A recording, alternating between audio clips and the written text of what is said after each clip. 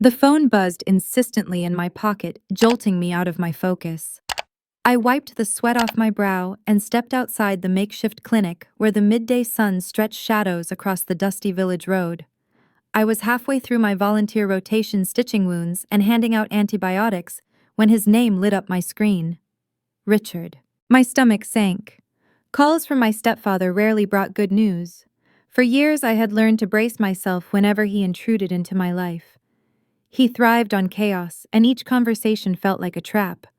But curiosity, or maybe some fragile remnant of hope, made me swipe to answer. Hello, my voice was flat, careful. Catherine, he drawled, too cheerful, far too cheerful.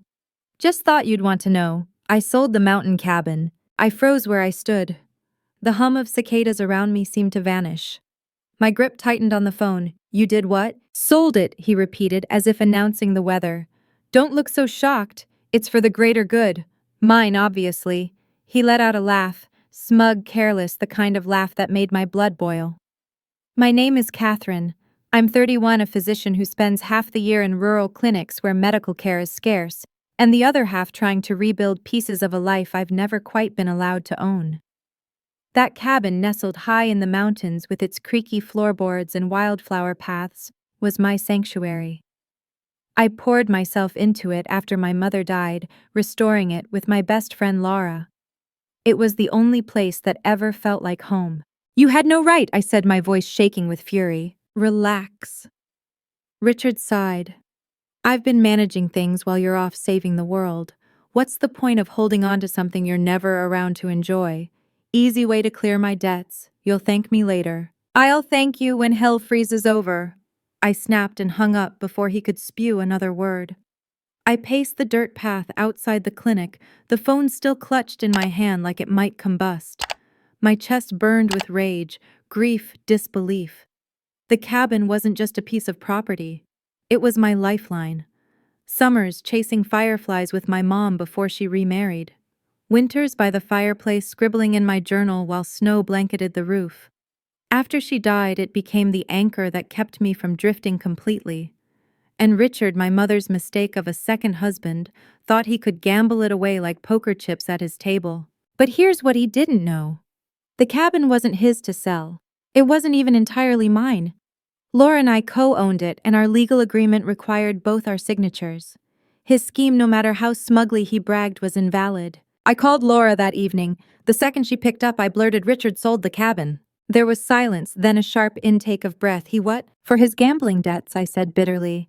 But our agreement makes it impossible. He doesn't have the authority, not without your consent. Laura let out a low whistle. That man has no shame. None, I agreed. I'll need your help sorting this out. I'll finish up here and head home as soon as I can. In the meantime, can you pull the documents? You got it, she said firmly. We'll take care of this together. When the call ended, a strange calm settled over me. Richard thought I was still the timid teenager he could steamroll. But I wasn't her anymore. I had knowledge allies' resources. This wasn't over. The following nights, I buried myself in my journal. Words spilled out memories of the cabin, of my mother's laughter, echoing in the rafters of long hikes that ended with hot cocoa on the porch. Each line strengthened my resolve. That cabin wasn't just timber and stone. It was a piece of me, and I would not let him take it. The next morning, Laura called back. Her tone was brisk, businesslike. I checked the records.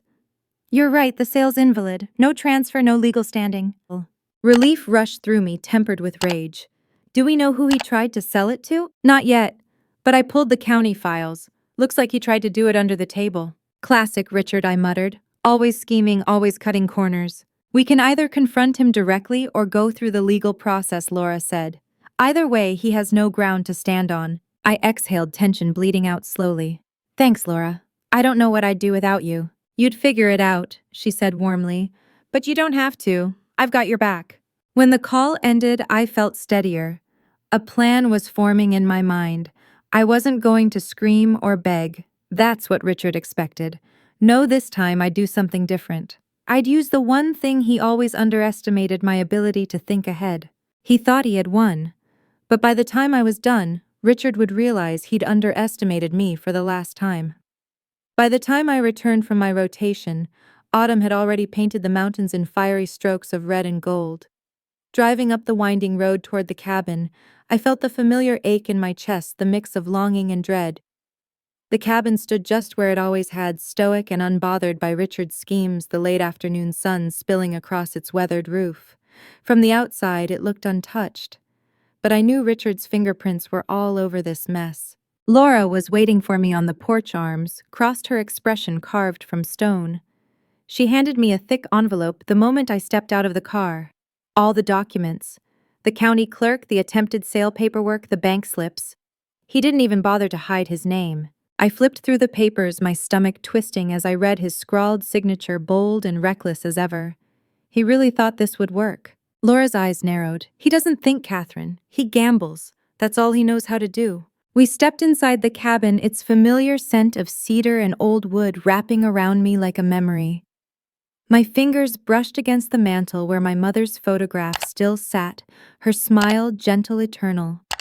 For a moment, grief welled up in me like a tide. She would have hated this. She would have hated what Richard had become. I won't let him destroy this, I whispered more to her than to Laura. Laura rested a hand on my shoulder. Then let's make sure he pays. The next few weeks were a blur of strategy. Chloe, my lawyer friend, joined the effort, her sharp mind slicing through Richard's flimsy claims. She laughed when she saw the paperwork. He didn't even get a proper notary. Half the documents aren't binding, and the other half are illegal. This won't stand up for a second. But the problem wasn't just legal. It was personal. Richard had paraded around town telling anyone who would listen that he'd finally gotten rid of the cabin, that he'd outsmarted me. People believed him because for years he had cultivated that swaggering confidence, the kind that silenced doubt. Laura and I decided the confrontation couldn't just happen in court. It had to happen face to face. We arranged it carefully. Laura invited him to a discussion at the cabin under the pretense of sorting out finances. He showed up late as always, his cheap cologne arriving a full minute before he did. He walked in with that smirk I knew too well, eyes sweeping the cabin like he still owned it. Well, well, he drawled, dropping into one of the wooden chairs like it was his throne. If it isn't my little do-gooder. Back from saving the world to scold me again. I stayed standing, steadying my breath. This isn't about scolding Richard, it's about consequences. He chuckled.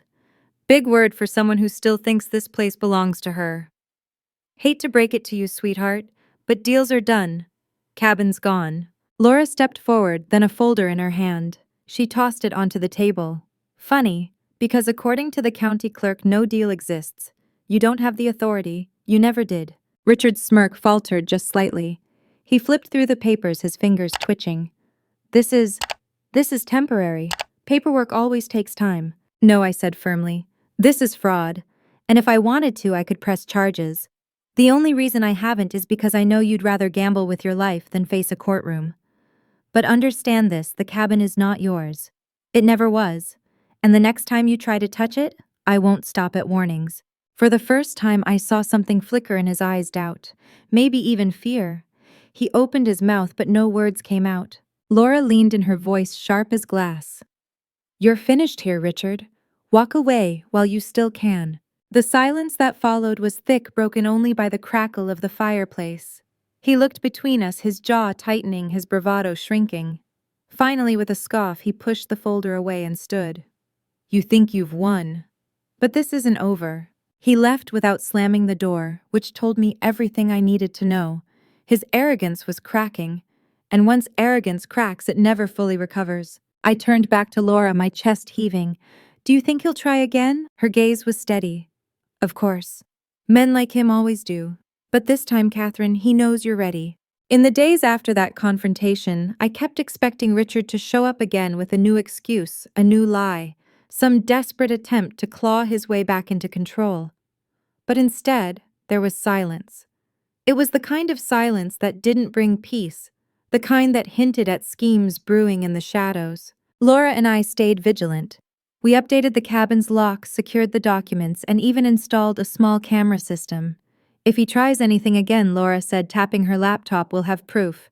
No more relying on his words. Meanwhile, whispers began to reach me through old neighbors and family friends. Richard had been seen at the casino again, slouched over poker tables, his debts growing deeper, his face more desperate. Some said he was telling anyone who'd listen that he still had assets, that something big was coming his way. I knew what he meant. He hadn't let go of the cabin in his mind. To him it was still his golden ticket. But life has a way of unraveling lies. 2 weeks later, Laura called me in the middle of the night. "Catherine, you need to see this." Her voice was urgent. She sent me a link, a local news article with Richard's photo plastered across it. The headline read, "Man arrested for attempted fraudulent sale of property." I read every line, my pulse quickening.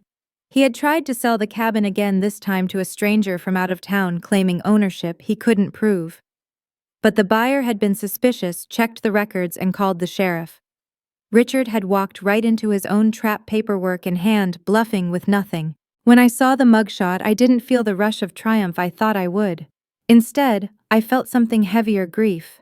Not for him, but for the years wasted, the years my mother had tied herself to this man, believing in him when he deserved nothing but distance. The next morning, Laura and I drove up to the cabin. The autumn air was crisp, the trees shedding their last gold leaves. We built a fire in the hearth, sat side by side with steaming mugs of coffee, and let the silence wash over us. "He won't be back," Laura said finally. No, I agreed. Not in any way that matters. I looked around at the cabin, its familiar beams and windows glowing in the firelight. For the first time since Richard's call, I allowed myself to breathe deeply. This was still mine, ours. He hadn't taken it, and he never would. But beneath that relief, a realization settled in. Richard wasn't just a mistake in my life. He was a scar, a reminder of what happens when you let someone else's chaos dictate your peace. And scars don't disappear. They stay with you, shaping you, warning you. That night, as I journaled by the fire, I wrote down the words I wanted to remember. Never again will I let someone like Richard stand between me and the life I choose. It wasn't just about the cabin anymore. It was about reclaiming the strength I had buried under years of manipulation and grief. And for the first time, I believed I was ready to do just that. Winter came quickly in the mountains, the kind that blanketed everything in silence and forced you to reckon with yourself. I spent most weekends at the cabin, chopping wood, repairing shingles, keeping the fire alive. Each task grounded me, stitched me back together after months of unraveling. Laura visited often, bringing laughter and warmth, reminding me that family doesn't always come from blood. Richard, meanwhile, became little more than a whisper in town. His arrest had stripped him of the swagger he once wielded like armor. Word spread that he was drowning in debt, shunned by the very casinos he once worshipped. Sometimes people asked me if I planned to visit him to check in, maybe even offer forgiveness. I never answered, because what they didn't understand was that Richard had never been family.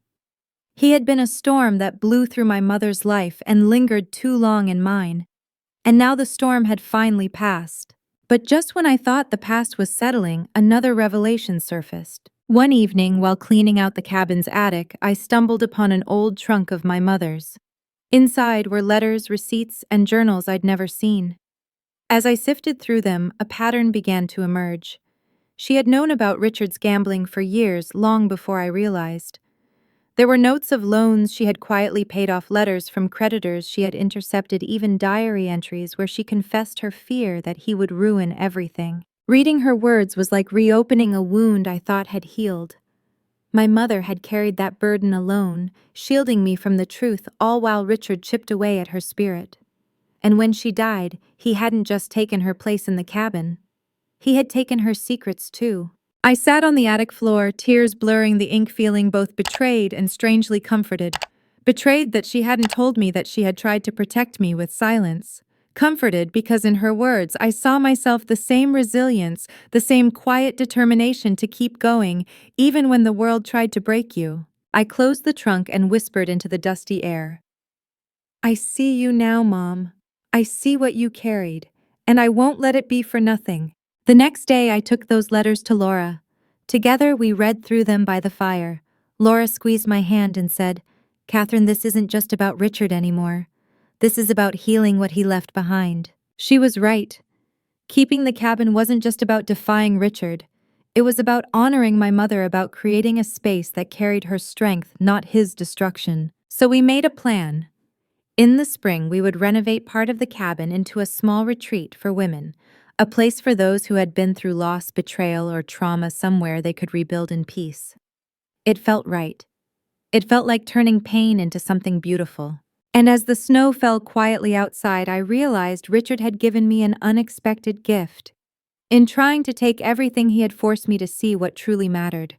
Not just the cabin, but the legacy of resilience it represented. Spring arrived with a rush of green, the mountains waking from their long slumber.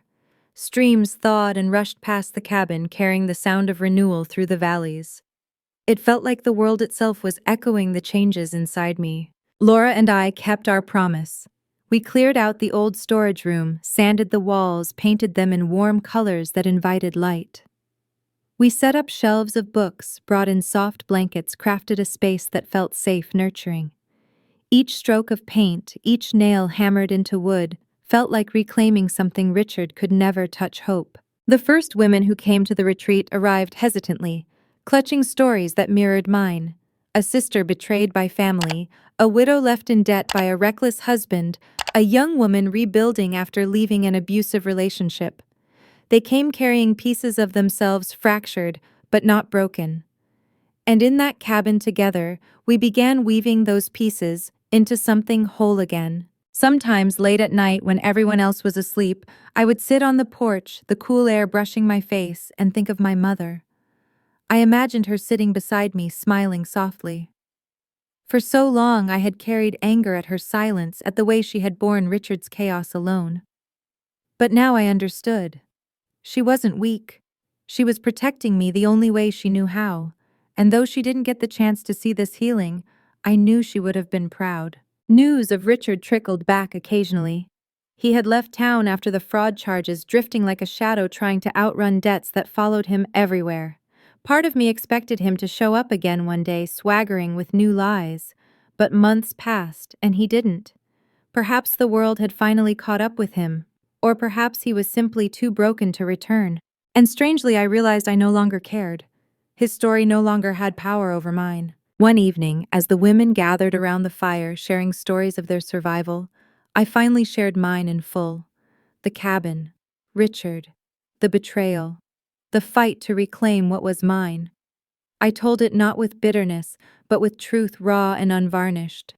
When I finished, the silence was thick, not with pity, but with recognition. And then one by one they began to speak, each story a thread weaving us together in ways I never imagined. That night, as laughter eventually replaced tears, I felt something shift deep inside. For years I had defined myself by what Richard took from me, but now I was defined by what I had built in spite of him. And in that moment, I understood the lesson this story had been trying to teach me all along. Betrayal doesn't end you, it transforms you. It carves out the space where resilience, strength, and even joy can grow. So here I am telling you my story, hoping it reaches someone who needs to hear it. Maybe you've been betrayed. Maybe someone has stolen from you your trust, your peace, your sense of home. I want you to know this: you can take it back. Not just the thing you lost, but yourself. If this story touched you, please like, share, and subscribe. And in the comments, tell me, have you ever turned betrayal into strength? I would love to hear your story.